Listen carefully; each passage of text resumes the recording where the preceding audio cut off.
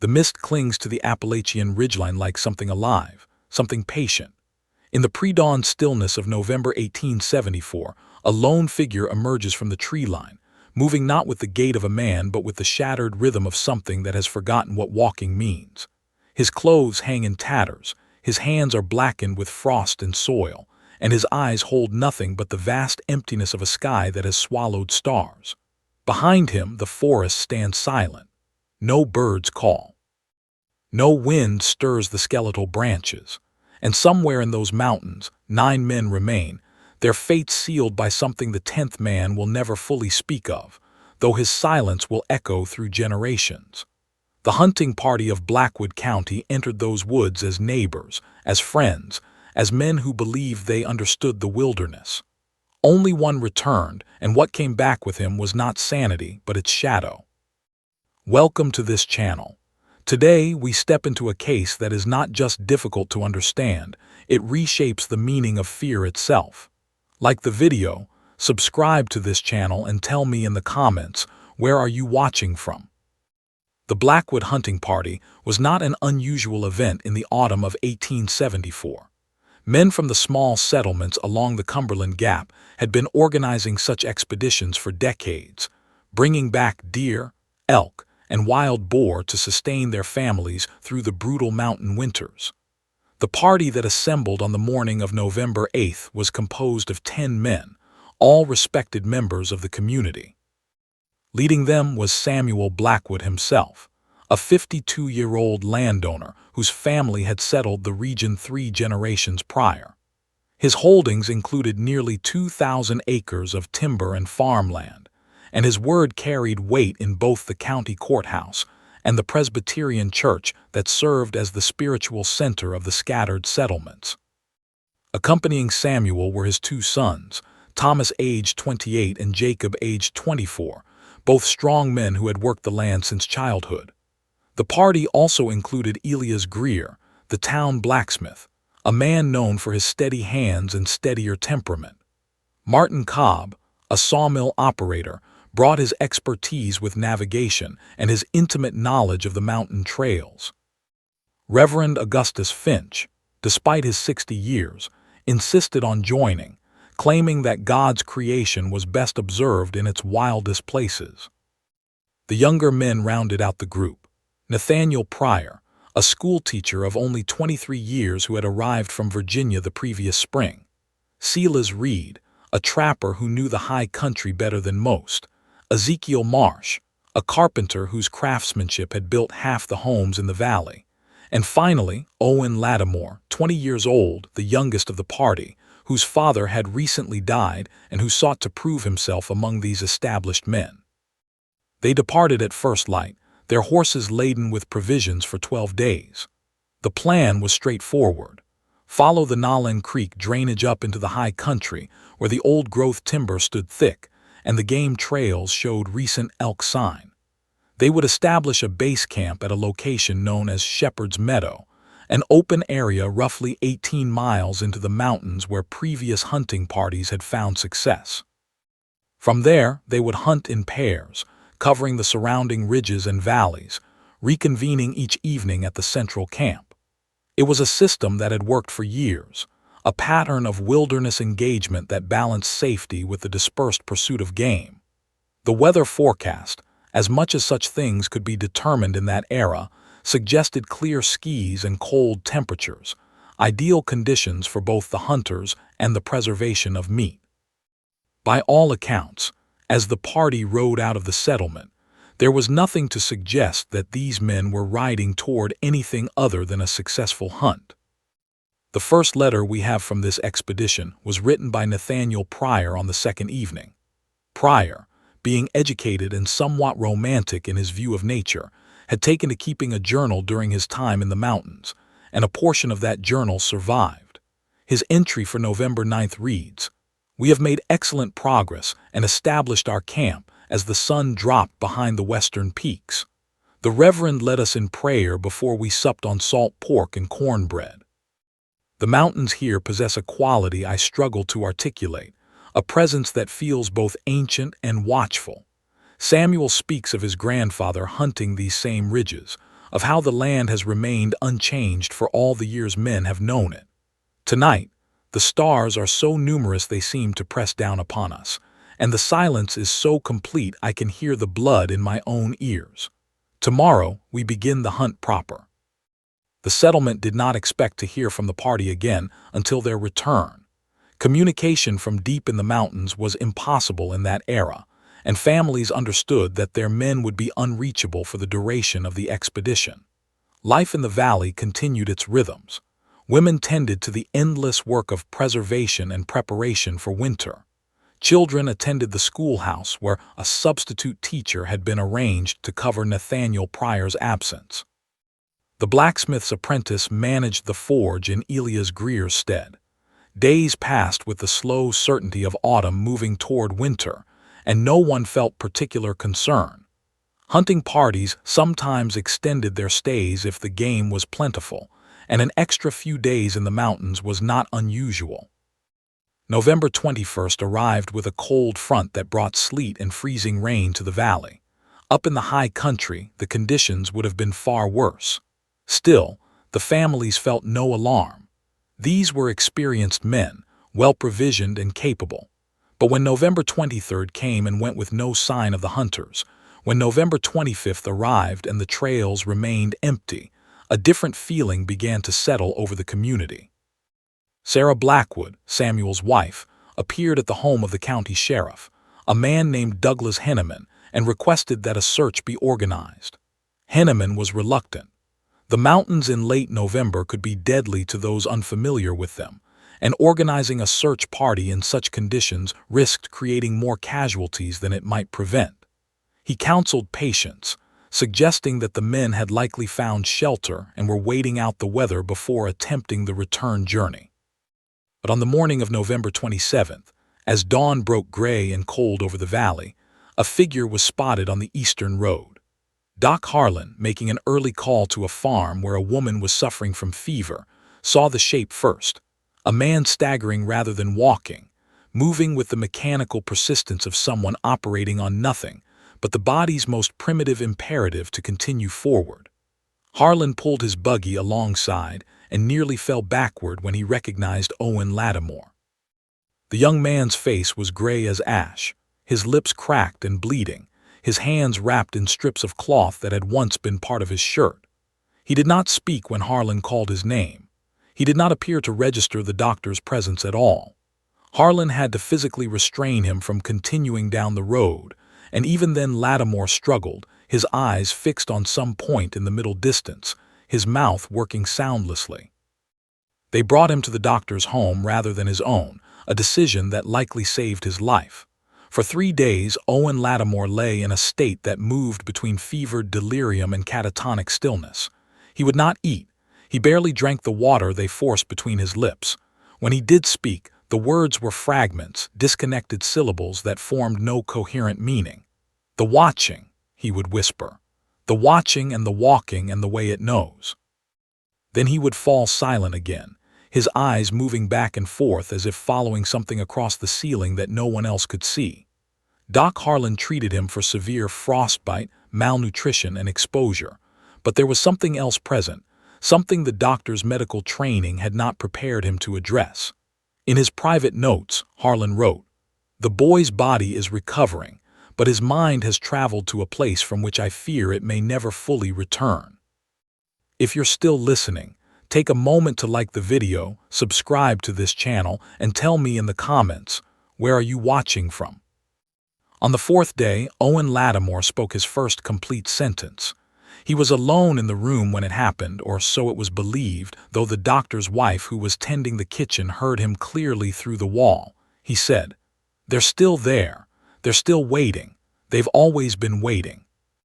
When she entered the room, Lattimore was sitting upright in bed, fully conscious for the first time since his arrival.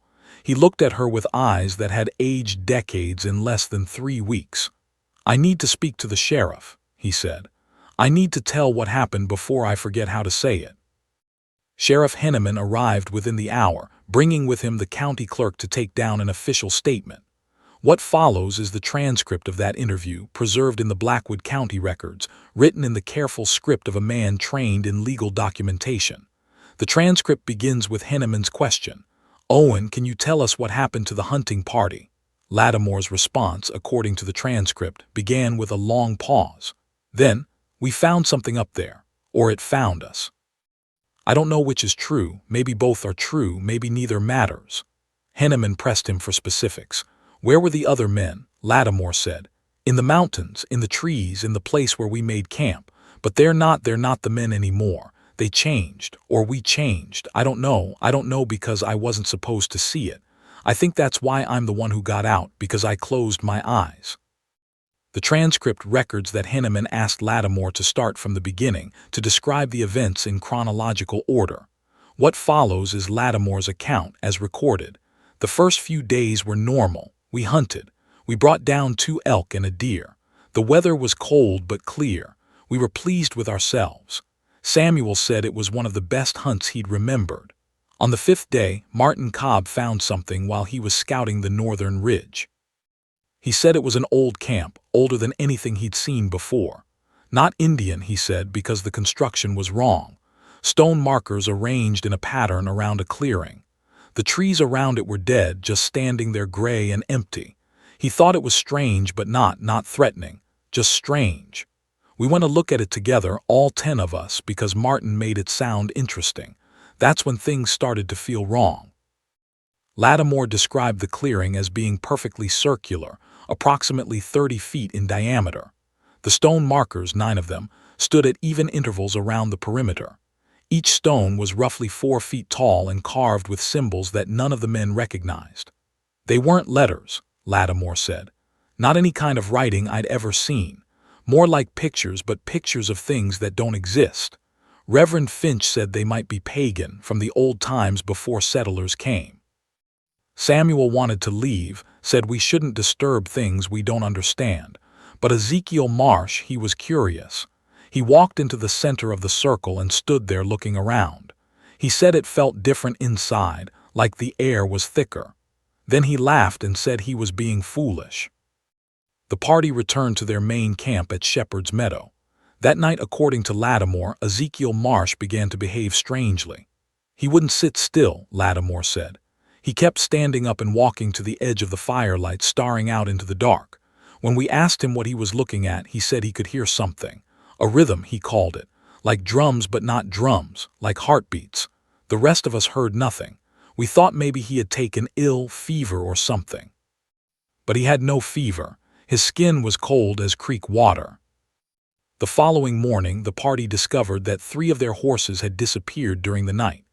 The ropes that had secured them were not broken but untied, the knots undone with precision. The horses' tracks led north, back toward the stone circle clearing, but after 100 yards the tracks simply stopped. "Not like they ran off," Lattimore explained. "Just stopped. The last hoofprint was clear in the mud and then nothing, like they'd been lifted up into the air." Silas Reed, the trapper, said he'd never seen anything like it in all his years in the wilderness. The loss of the horses meant the party would have difficulty carrying out all the meat they'd already taken, but more concerning was the implications of the disappearance. Wild animals did not untie knots. Thieves did not make tracks vanish into nothing. Samuel Blackwood made the decision to end the hunt early and begin the return journey the following morning. They would travel light, taking only essential supplies and what meat they could carry. That night, Ezekiel Marsh disappeared. "We woke up and he was gone," Lattimore said. "His bedroll was empty. His rifle was still there, his pack, everything. We searched the area around camp, calling his name. Nothing. It was like the horses, like he'd just been removed from the world." The transcript records that at this point in the interview, Lattimore began to show signs of distress. His breathing became rapid and shallow. Doc Harlan, who was present, gave him water and advised a pause in the questioning. But Lattimore insisted on continuing. "I need to say it," he told them. "I need to say it while I still remember it in words." The remaining 9 men began their return journey immediately, abandoning most of their supplies in their haste to leave the mountains. But as they traveled, following the trails they had taken on the way in, they began to realize that the landscape had changed. Landmarks they remembered were no longer where they should be. The creek they had followed for miles on the inbound journey now flowed in the wrong direction. Trees that should have been marked with blazes showed no signs of ever being touched by an axe. "It was like we were in a different forest," Lattimore said. "But it wasn't different. It was the same trees, the same rocks, just arranged wrong. Or maybe we were seeing them wrong. I don't know how to explain it." On the second day of their attempted return, Thomas Blackwood, Samuel's eldest son, began to exhibit the same symptoms that had affected Ezekiel Marsh. Standing at the edges of the group, staring into the forest, speaking of rhythms and patterns that no one else perceived. By nightfall, he was speaking in a language none of them recognized, syllables that sounded more like natural sounds than human speech. The creaking of branches, the flow of water over stone, whined through a hollow log. His father tried to restrain him, tried to bring him back to the fire, but Thomas fought with inhuman strength. It took 4 men to hold him, and even then he nearly broke free. Reverend Finch prayed over him, speaking scripture in a voice that grew increasingly desperate. Thomas looked at his father and said, in a moment of clarity, "It's showing me, Pa, it's showing me what's always been here, what we've been blind to, and it's beautiful, and it's terrible, and it's been waiting." If you're still listening, take a moment to like the video, subscribe to this channel, and tell me in the comments, where are you watching from? They bound Thomas's hands and feet, a decision that haunts the transcript with its implications of what came next. That night, as the 8 remaining men sat around their fire, they began to hear it. All of them this time, not just those who had been affected. A sound that came from everywhere and nowhere, a rhythmic pulsing that matched no natural phenomenon any of them could identify. "It was like the mountain had a heartbeat," Lattimore said, "and we were inside it, or it was inside us." The sound got louder and louder until it was all we could hear, all we could feel. And then the trees started moving. The transcript records Henneman interrupting at this point, asking Lattimore to clarify. Did he mean the wind was moving the trees? Lattimore's response: "No, the trees were walking, pulling their roots out of the ground and walking. I know how that sounds, I know you don't believe me, but I saw it, we all saw it. The forest was rearranging itself around us, and Thomas was laughing like it was the most wonderful thing he'd ever witnessed. Then he said, 'Can't you see? This is how it's always been. We're the ones who are wrong, we're the ones who don't fit.'" The men ran. They left Thomas bound by the fire and they ran into the darkness. It was a panicked decision, one that violated every principle of wilderness survival they knew, but the primal terror that gripped them allowed for no rational thought. They scattered in different directions, each man seeking only to put distance between himself and whatever was manifesting in that camp. Lattimore ran blindly, branches tearing at his clothes and face, the ground uneven and treacherous beneath his feet. He fell, rose, fell again. Behind him he could hear screaming, not words but pure expressions of fear and agony. He did not look back. He could not have said how long he ran, only that when he finally collapsed from exhaustion, the forest around him was utterly silent. When dawn came, Lattimore found himself in a part of the mountains he did not recognize. There were no trails, no landmarks he knew.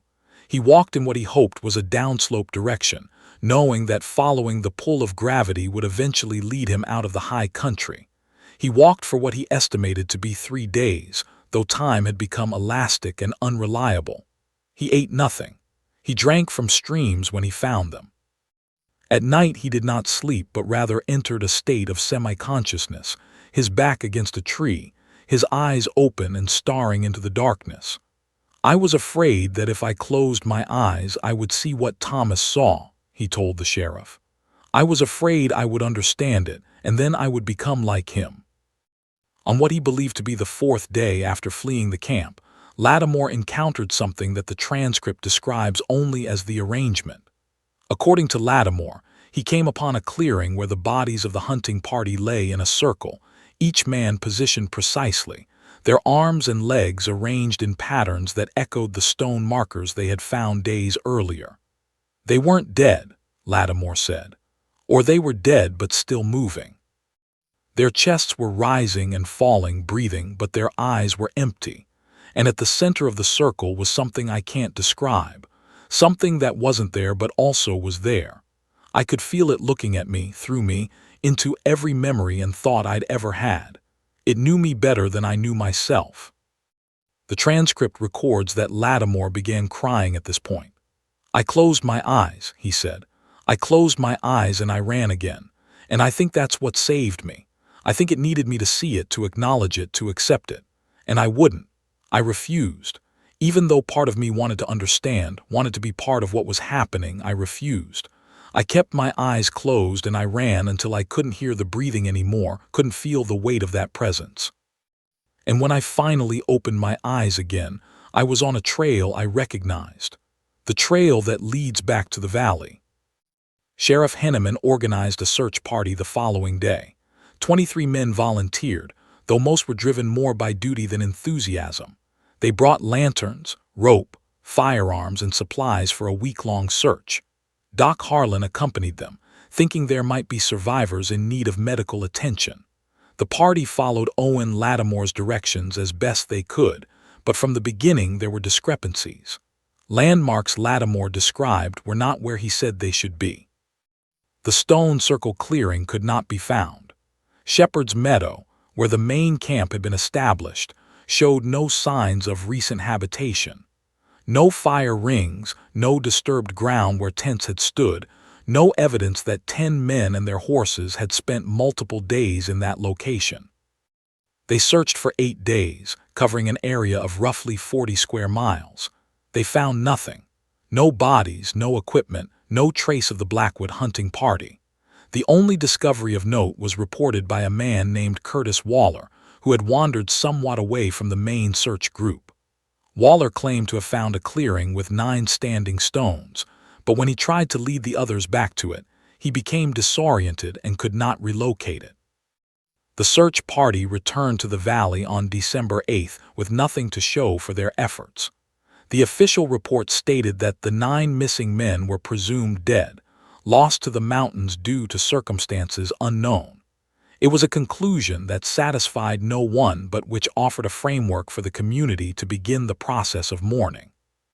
The funerals were held on December 15th at the Presbyterian Church. 9 empty coffins were blessed by a visiting minister, as Reverend Finch had been among the lost. The church was filled beyond capacity, people standing in the aisles and spilling out onto the frozen ground outside.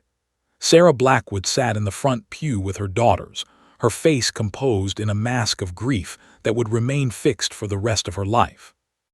She would never speak publicly about her husband and sons, would never offer theories or speculation about their fate. In the private letter she wrote to her sister in Tennessee, a letter that survives in a family collection, she said only, "Something took them. Not the cold, not wild animals, not any natural danger of the mountains. Something that has always been there, something that we have been fortunate enough to avoid until now. I feel it sometimes, late at night, pressing against the walls of this house, waiting to see if I will acknowledge it. I keep my eyes on the floor and I do not look into the dark corners." Owen Lattimore left Blackwood County in the spring of 1875. He moved to Kentucky, then to Ohio, constantly relocating as if pursued by something only he could perceive. Letters he wrote to Doc Harlan, who maintained correspondence with him, reveal a man slowly fragmenting under the weight of his memories. In June of 1875 he wrote, "I see them sometimes in crowds, men with their faces but wrong somehow, off by degrees that I cannot articulate but which I know in my bones. Are they the others? Are they what the others became? Or am I losing my ability to recognize the real from the unreal?" By 1876, his letters had devolved into near incoherence, filled with drawings of spirals and circles, mathematical notations that followed no system Doc Harlan could identify. The last letter came in March of 1877. It contained only a single sentence, "I think I'm ready to understand now." Inquiries sent to the address in Ohio were returned as undeliverable. A private detective hired by Doc Harlan, who had grown concerned for the young man, reported that Owen Lattimore had left his boarding house in the night, leaving all his possessions behind. His landlady said he had seemed calm, almost peaceful, in the days before his disappearance. He had been drawing something on the floor of his room in chalk, a large circular pattern that took him 3 days to complete. On the night he left, she heard him speaking to someone, though she knew him to live alone. The conversation went on for hours, his voice alternating between questions and long pauses as if listening to responses. In the morning, he was gone. The chalk pattern remained on the floor until she scrubbed it away, though she reported that the act of erasing it left her feeling ill for days afterward. If you're still listening, take a moment to like the video, subscribe to this channel, and tell me in the comments, where are you watching from? The story should have ended there, a tragedy without resolution, one of countless unexplained disappearances that marked the settlement of the American frontier. But the Blackwood case refused to remain buried in the past. In 1882, a hunter named Joseph Renick went missing in the same general area of the mountains. His body was found 3 weeks later, positioned at the base of a large oak tree, his arms and legs arranged in a pattern that those who saw it described as unnatural but deliberate. The county coroner ruled the death accidental, the result of a fall, but made note of the peculiar positioning of the remains. In 1889, 2 prospectors vanished while exploring a creek drainage north of Shepherd's Meadow. Their camp was found intact, their supplies untouched, the men simply gone. A journal belonging to one of them contained a final entry that read, "We found something today, stones in a circle, very old, covered in markings, going back tomorrow to make sketches." The pattern repeated across decades, always in the same general area, always involving people who ventured into the high country. Sometimes they were never found. Sometimes they were found in conditions that defied explanation. The Cumberland Gap region developed a reputation among those who knew its history, a place where certain areas were best avoided, though the reasons why had faded into vague warnings passed down through families. Don't go near the old stone circle. Don't camp in the clearings where the trees stand dead. If you hear sounds like drums in the night, leave immediately and don't look back. In 1903, a folklore collector from the University of Virginia named Dr. Margaret Hensley traveled to Blackwood County to document local legends and oral histories. She had heard references to the vanishing grounds and sought to create a comprehensive record of the stories surrounding the area. What she found exceeded her expectations. Over the course of 3 months, she interviewed more than 40 residents who had stories connected to the mountains. Elderly men spoke of hunting parties that had returned with fewer members than they departed with, the survivors refusing to discuss what had happened. Women spoke of husbands and sons who came back from the mountains changed, withdrawn, speaking of things they had seen that made no sense in the light of day. Children repeated rhymes and games that seemed to reference some presence in the high country, songs with lyrics like, "The walkers in the wood who wait and watch and know." Dr. Hensley's research notes, preserved in the university archives, reveal her growing unease with the material she was collecting. In a letter to a colleague, she wrote, "There is a consistency to these accounts that troubles me greatly. Normally, folklore develops variations as it passes through generations and communities. Each telling adds or subtracts elements, embellishing or simplifying. But the stories here are remarkably uniform in their details. The stone circle, the rearranging forest, the sense of being observed by an intelligence that predates human presence in these mountains. Either this represents an unusual case of cultural memory preservation, or these stories share a common source in genuine encounters with something that exists independent of human interpretation." Dr. Hensley attempted to locate the stone circle herself. She hired a local guide, a man named Thomas Weaver who had lived in the mountains his entire life. Weaver agreed to take her into the high country but refused to go beyond certain boundaries. "There are places up there that aren't right," he told her. "My grandfather showed me the borders when I was a boy, taught me to recognize the signs, trees that grow in spirals, rocks that sit wrong on the ground like they've been placed rather than fallen naturally. When you see those things, you turn around. You don't ask questions, you just turn around and leave." Despite Weaver's reluctance, Dr. Hensley pushed deeper into the mountains, determined to find the clearing that appeared in so many accounts. Her final journal entry, dated November 7, 1903, reads, "Thomas has refused to go further. He is setting up camp here while I proceed alone to investigate a clearing I spotted from the ridge above. The trees surrounding it match the descriptions I have collected. I should reach it within the hour and will return before dark." Dr. Margaret Hensley did not return. Thomas Weaver waited for 2 days before returning to the valley and reporting her disappearance. A search party found her camp undisturbed, her notes and equipment exactly as she had left them. They followed her trail to a clearing that matched her description, a circular space perhaps 40 feet in diameter, surrounded by trees that grew in peculiar twisted forms. At the center of the clearing, they found her notebook, open to a blank page. On that page was a single drawing, a spiral pattern that seemed to draw the eye inward toward a center point that was not actually present on the paper. The men who found the notebook reported feeling dizzy looking at it, one of them vomiting after staring at the image for too long. Dr. Hensley herself was never found. The university ruled her death accidental, victim of the numerous hazards present in wilderness areas, but her family insisted on a different conclusion. In the personal papers she left behind was an unsealed letter addressed to her sister. The letter, dated November 6th, the day before her disappearance, contained a passage that has been quoted in various examinations of the Blackwood case. "I have come to believe that there are spaces in this world where the rules we assume to be universal do not apply, where reality operates according to principles we have no framework to comprehend. The people of this region have learned through hard experience to avoid these spaces, to recognize their boundaries and respect their fundamental otherness. I fear I am not as wise as they are.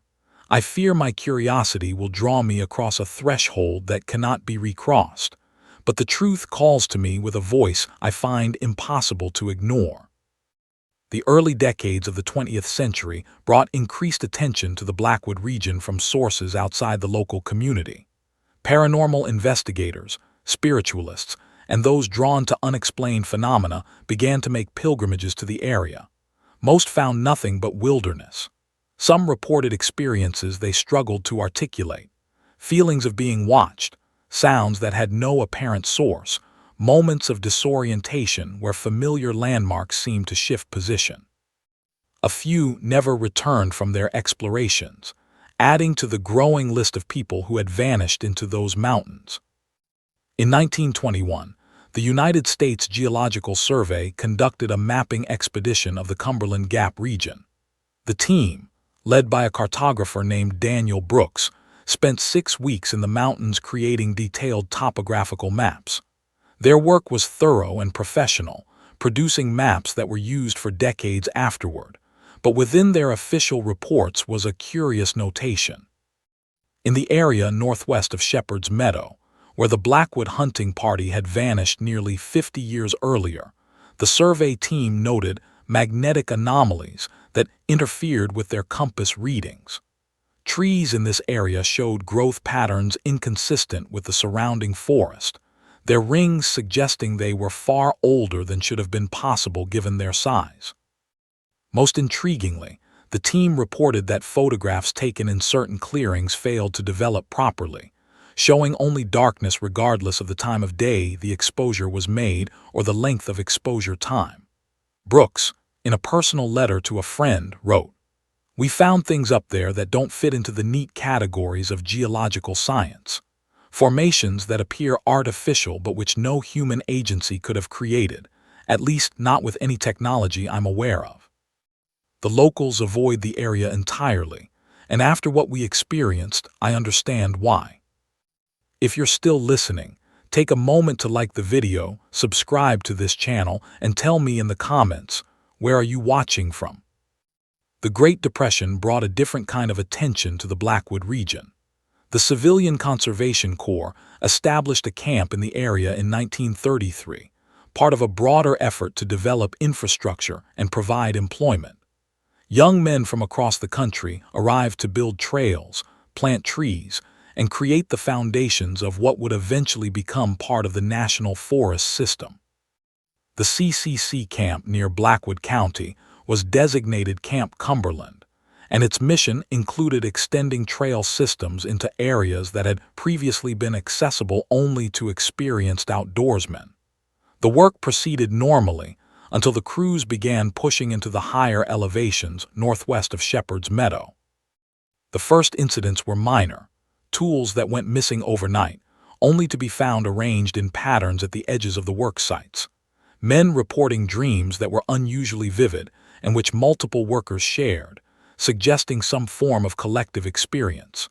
A sense of unease that seemed to intensify the deeper into the mountains the work progressed. The camp commander, a man named William Thatcher, initially dismissed these reports as the result of isolation and hard physical labor. But when 3 workers went missing during a single night, all from the same barracks, all from beds that showed no signs of struggle or hurried departure, he was forced to take the situation seriously. The missing men were found 4 days later, sitting in a clearing 6 miles from the camp, arranged in a circle facing inward. They were alive but unresponsive, their eyes open and tracking movement but showing no recognition of the people trying to communicate with them. Medical examination revealed no physical injuries, no signs of exposure or malnutrition despite having been missing for days. They were transported to a hospital in Knoxville, where doctors struggled to diagnose their condition. They would eat if food was placed in their mouths, would walk if guided, but showed no independent volition or awareness. After 3 weeks, 2 of the men began to recover, though they retained no memory of the 4 days they had been missing. The third man, whose name was recorded as Peter Halloran, never regained full consciousness. He lived in an institutional setting until his death in 1968, his mind locked in whatever experience had overtaken him in those mountains. Camp Cumberland was relocated to a different area in 1934. Official records cite unsuitable terrain as the reason for the move, but internal documents that were declassified decades later tell a different story. Thatcher had filed multiple reports with his superiors, describing the deteriorating morale among his workers, the increasing number of men who requested transfers. The sense that the work they were doing was somehow disturbing something that should be left undisturbed. In his final report from the original camp location, Thatcher wrote, "I have been a military man for 20 years. I have faced enemy fire and led men through conditions that tested every aspect of their courage and endurance, but I have never felt the kind of primal fear that has taken hold in this camp. The men are terrified not of any concrete threat, but of a presence they cannot name, a feeling that we are trespassing on ground that belongs to something other than us. I have come to share their fear. I recommend immediate relocation, and that the areas we have been working be designated as restricted access." The Second World War brought a pause to civilian activities in the mountains, but also brought new attention from military sources. The isolated terrain and difficult access made the region attractive for certain kinds of training. In 1943, a special operations unit conducted exercises in the Cumberland Gap, practicing navigation and survival skills. The training was intended to prepare men for operations in the European theater, where they might find themselves behind enemy lines in unfamiliar terrain. The unit spent 2 weeks in the mountains, and while the exercises were deemed successful, several after-action reports mentioned unusual incidents. Sentries reporting figures moving in the forest that vanished when approached, compass readings that shifted erratically in certain areas. A sergeant who went missing for 18 hours, only to be found standing in a clearing, facing a circle of stones, speaking in a language no one in the unit recognized. The sergeant, whose name was removed from declassified documents but who is referred to only as Subject M, underwent psychiatric evaluation upon return to base. The evaluating psychiatrist noted, "Subject displays symptoms consistent with acute dissociative disorder. He reports having encountered something in the mountains that he describes as both a place and an entity, though he struggles to maintain the distinction between the two. He states that he was shown things, taught things, about the nature of reality and consciousness that he cannot adequately express in language. When pressed for details, he becomes agitated and insists that understanding these concepts requires direct experience, that they cannot be communicated through normal means of description. Of particular note is his insistence that he was given a choice, that he could have remained in what he calls the arrangement, but chose to return. He seems uncertain if he made the correct decision. After the war, the Blackwood region settled back into relative obscurity. The families who had lived there for generations continued their lives, carrying with them the accumulated knowledge of what areas to avoid, what signs to watch for, what stories to tell their children as warnings rather than entertainment. But the 20th century brought changes that even the most isolated communities could not avoid. Improved roads made the mountains more accessible. Tourism grew as people from cities sought recreation in natural settings. National forest designation brought federal oversight and management, including the establishment of hiking trails and campgrounds. The National Park Service opened a ranger station near Shepherd's Meadow in 1967. The ranger assigned to the station, a man named Carl Jensen, was new to the area and unfamiliar with its history. His first year passed uneventfully. He assisted hikers, monitored trail conditions, and performed the routine duties of wilderness management. But in his second year, he began to notice patterns. Hikers who entered certain areas would emerge disoriented, describing experiences that didn't align with the geography of the region. Several people went missing for hours or days before being found in locations that should have been easily accessible. Jensen started keeping unofficial records of these incidents, noting the locations where problems seemed to cluster. In 1970, Jensen filed a report with his superiors recommending that certain trails be closed or rerouted. He cited safety concerns, unusual magnetic anomalies, and what he carefully termed psychological effects on visitors that may be related to environmental factors not yet understood. His recommendations were largely ignored. The trails remained open, though some received additional warning signs about difficult terrain and the need for proper preparation. Jensen continued his work, but grew increasingly frustrated with what he saw as a failure to take the legitimate dangers of the area seriously. Jensen's personal journals, donated to a local historical society after his death in 2003, reveal the depth of his concern. In an entry from August 1971, he wrote, "I've lived in wilderness areas across the country. I've dealt with bears, mountain lions, extreme weather, and every other hazard nature can throw at people. But this is different. There's something in these mountains that doesn't fit into any category of natural danger I know. People go into certain areas and come out changed. Not physically injured, but changed in ways I can't adequately describe. They seem diminished somehow, like part of them stayed behind in the forest. Or they seem to have taken something back with them, a knowledge or awareness that burdens them. I've watched people stand at trailheads, staring into the woods with expressions of recognition, as if they're remembering something they never actually experienced." If you're still listening, take a moment to like the video, subscribe to this channel, and tell me in the comments, where are you watching from? In 1984, a group of archaeologists from the State University obtained permission to conduct a survey of pre-Columbian sites in the region. The team was led by Dr. Robert Chen, a specialist in indigenous cultures of the Appalachian region. They were specifically interested in exploring the possibility that native peoples had established ceremonial sites in the high country, sacred spaces that might have been used for vision quests or other spiritual practices. The team spent 3 weeks in the mountains, using ground-penetrating radar and other non-invasive techniques to search for evidence of human activity predating European settlement. What they found contradicted their expectations.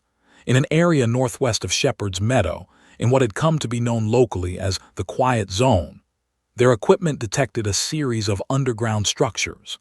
The structures were arranged in a circular pattern, each component precisely positioned relative to the others.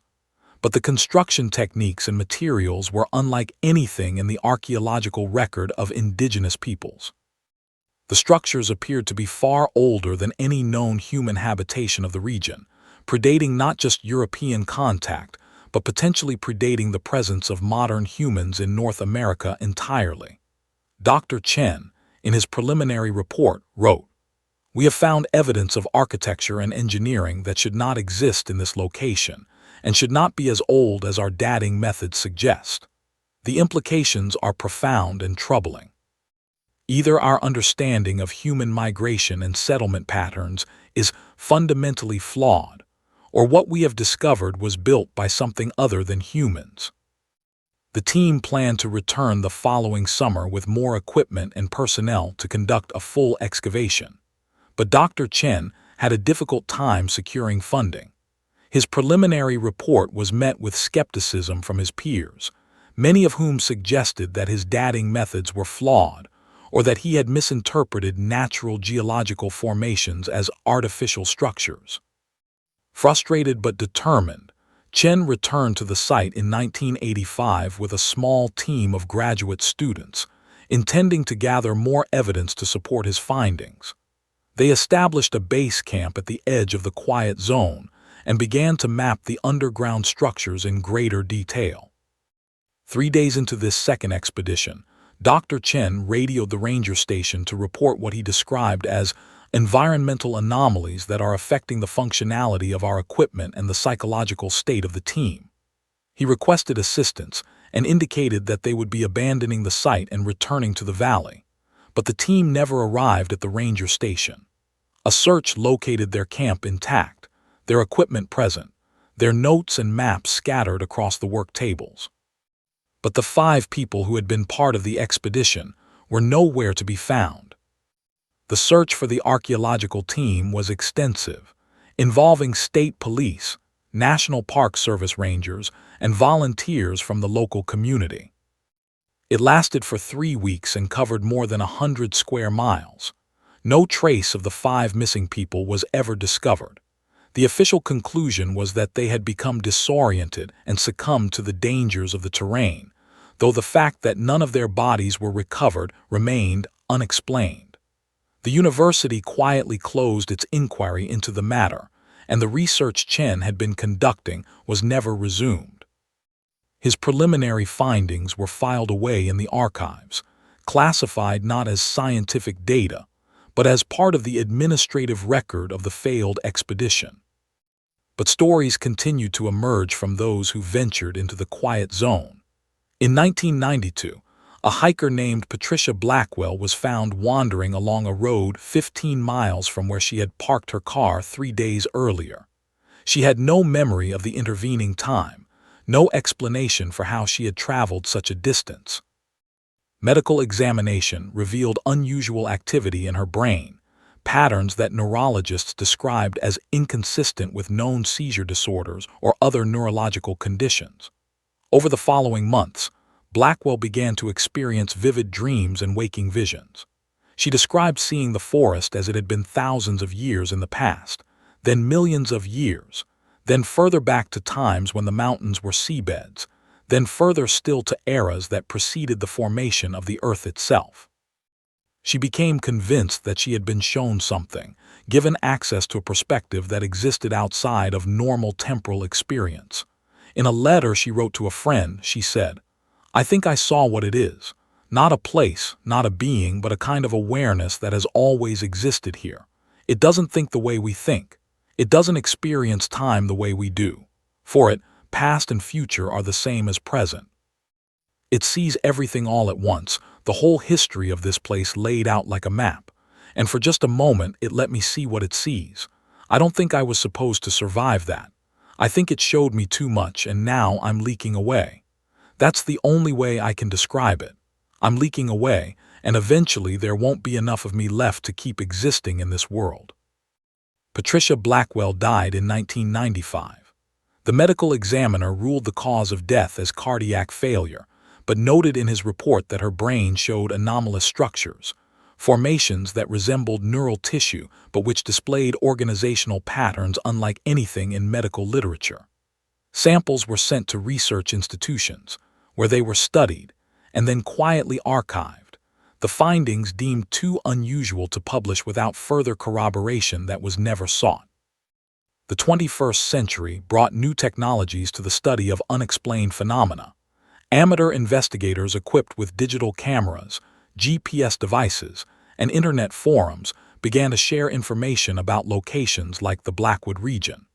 The quiet zone became a destination for those interested in what they termed liminal spaces, areas where the normal rules of reality seemed to operate differently. Some of these investigators came and went without incident. Others reported experiences consistent with the historical pattern: disorientation, lost time, encounters with something they struggled to define. A few never returned, though whether they vanished into the mountains or simply moved on to other interests was impossible to determine. In 2008, a documentary filmmaker named Marcus Webb obtained funding to create a film about the Blackwood disappearances and the folklore surrounding the region. Webb was thorough in his research, interviewing descendants of the original families, speaking with park rangers and local historians, examining archival records. His approach was skeptical but open-minded, seeking to create a balanced account that acknowledged both the genuine mysteries of the case and the possibility of rational explanations. He spent 2 months in the area, filming landscapes and conducting interviews. His footage captured the strange beauty of the mountains, the way light filtered through the ancient trees, the sense of vast time compressed into stone and root. Webb's final interview was scheduled with an elderly man named James Lattimore, grandson of Owen Lattimore, the sole survivor of the original hunting party. James was 93 years old, living in a nursing home in Tennessee, and had never spoken publicly about his grandfather's experience. Webb traveled to meet him, camera in hand, expecting perhaps a few family anecdotes, some perspective on how the tragedy had affected subsequent generations. What he received instead was something far more disturbing. The interview was never completed. According to staff at the nursing home, Webb spent 3 hours in James Lattimore's room. At the end of that time, he emerged visibly shaken, thanked the staff, and left. He drove back to his hotel, packed his equipment, and returned home to California. He abandoned the documentary, refusing to discuss his reasons with his investors or colleagues. The footage he had shot was never edited or released. When pressed by those who had funded the project, Webb would say only, "Some stories should not be told. Some knowledge should not be shared. What James Lattimore told me, what his grandfather told him before he died, those are things that become dangerous in the knowing. I'm done with this project. I'm done with those mountains. And anyone with sense would be too." Webb destroyed his footage shortly after returning home. He burned the tapes in his backyard, along with his notes and transcripts.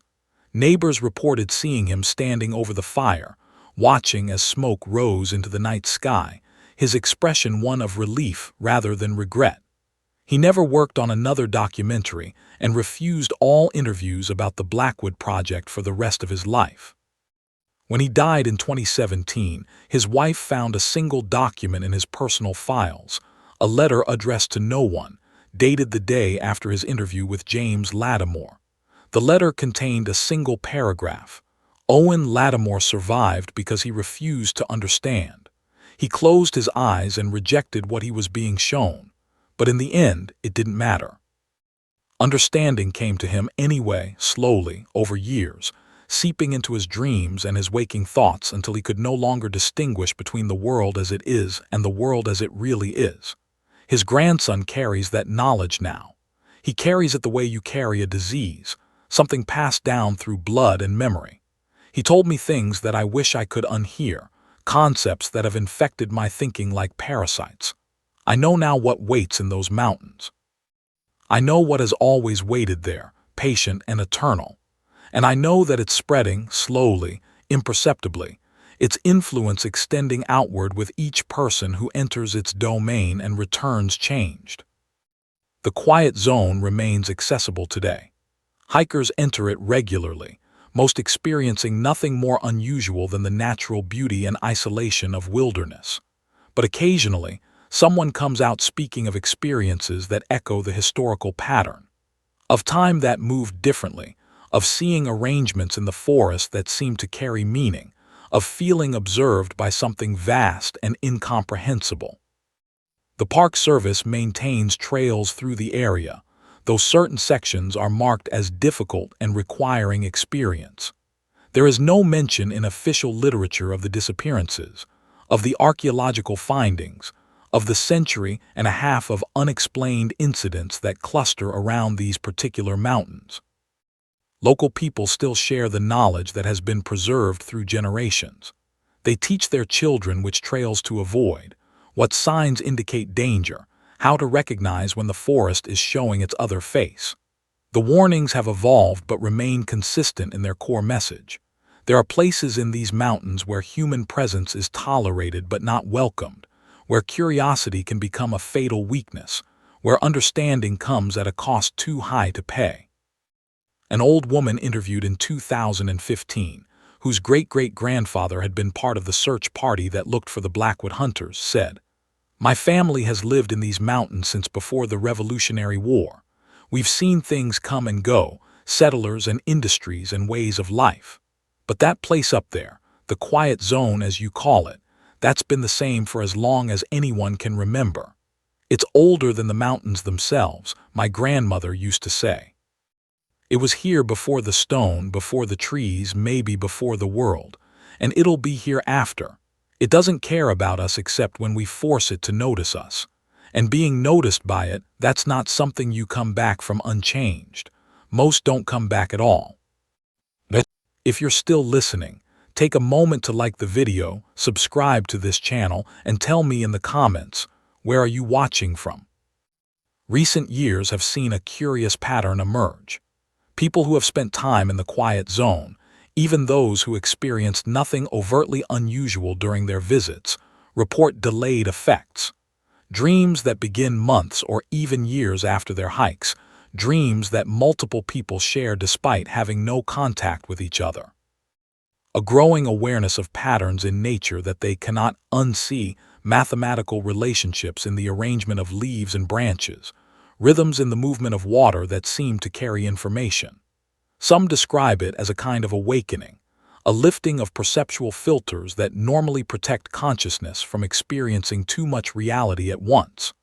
Others describe it as a contamination, an infection of the mind with concepts that human cognition was never meant to process. A support group exists online for people who have had these experiences. They call themselves the Witnesses, and they share strategies for managing the psychological effects of whatever they encountered or were exposed to in the mountains. Reading through their forums reveals a community struggling with the gap between their direct experience and the inability of conventional frameworks to accommodate what they experienced. They speak of trying to return to normal life, to see the world the way they did before, but finding that capacity permanently altered. One member wrote, "I went hiking in those mountains 5 years ago. 3 days, nothing unusual happened, or so I thought. But about a year later, I started seeing things differently. Patterns everywhere. In traffic, in the way people move through crowds, in the structure of cities and the layout of buildings. Everything arranged according to principles I never noticed before. And the more I see these patterns, the more I realize they're not random human creation. We're following a template we don't consciously recognize, building and moving and organizing ourselves according to instructions that come from somewhere else. It's like waking up and realizing you're an actor in a play you didn't know you were performing. And once you see it, you can't unsee it. The world becomes transparent, and what's behind it is looking through." The scientific community has largely ignored these accounts, categorizing them as examples of pattern recognition bias or psychological conditions induced by isolation and stress.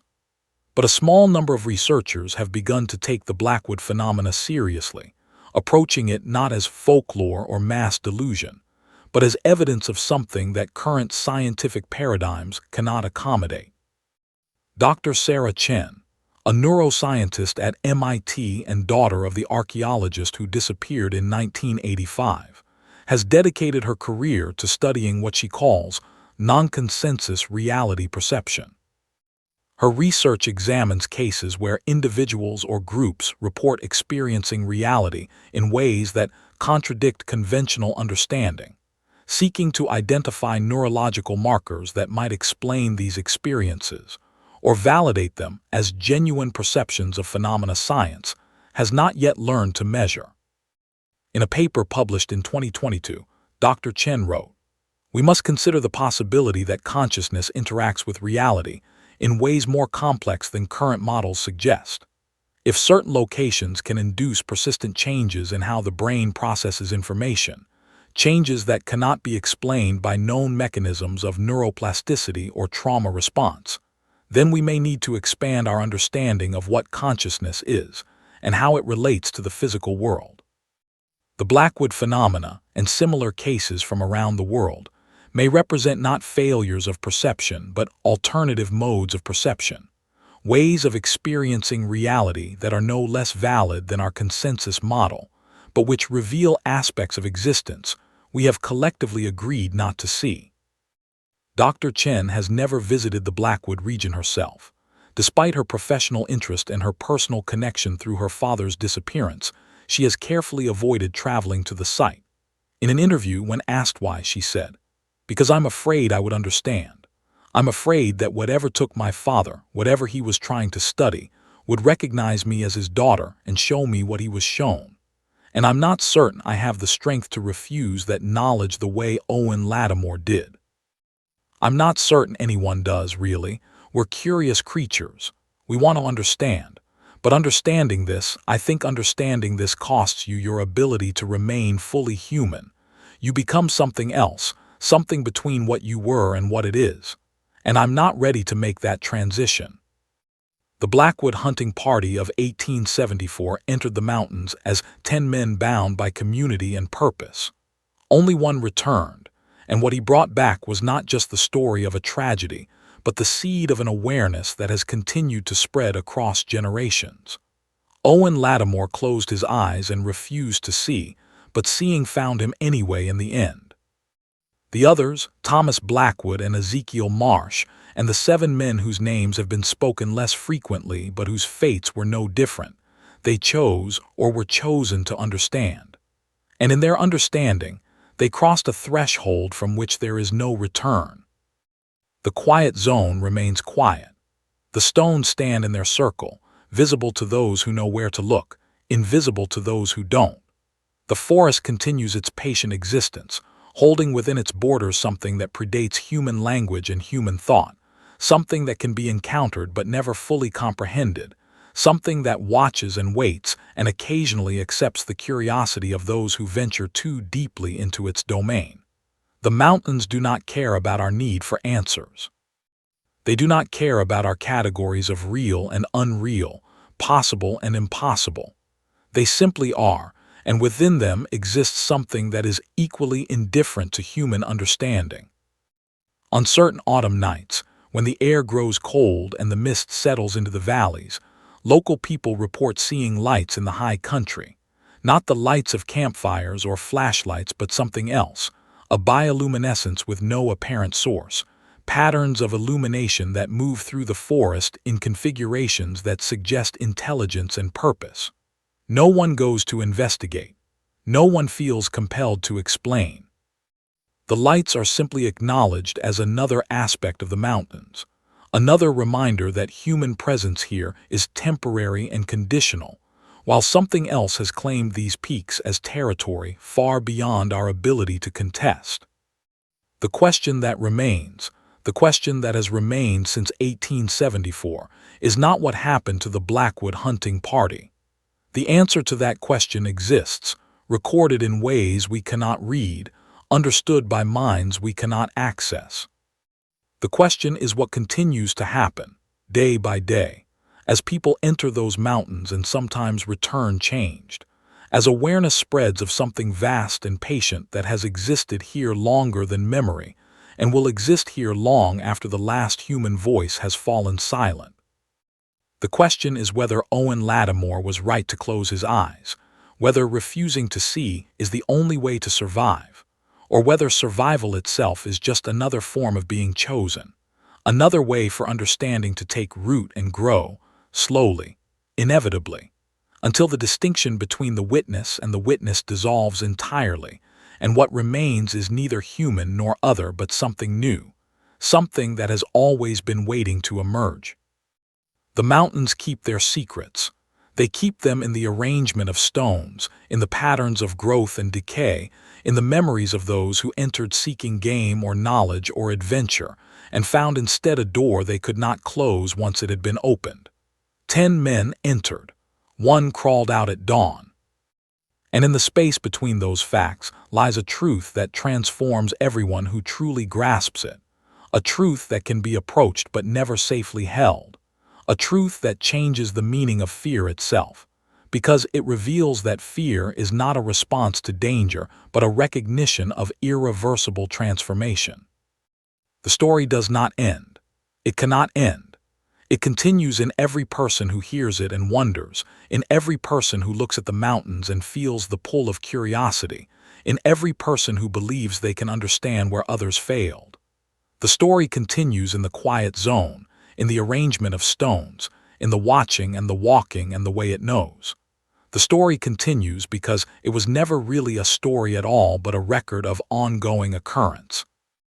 A documentation of what happens when human consciousness brushes against something so fundamentally other that the contact leaves permanent scars on reality itself. And somewhere in those mountains, if the accounts can be believed, if the testimonies carry any weight, 9 men still exist in some form, arranged in their circle, breathing without awareness, seeing without eyes, understanding without the burden of having to translate that understanding into language or thought. They have become part of the arrangement, components of something larger that uses them as it uses the stones and the trees and the very substance of the mountains themselves.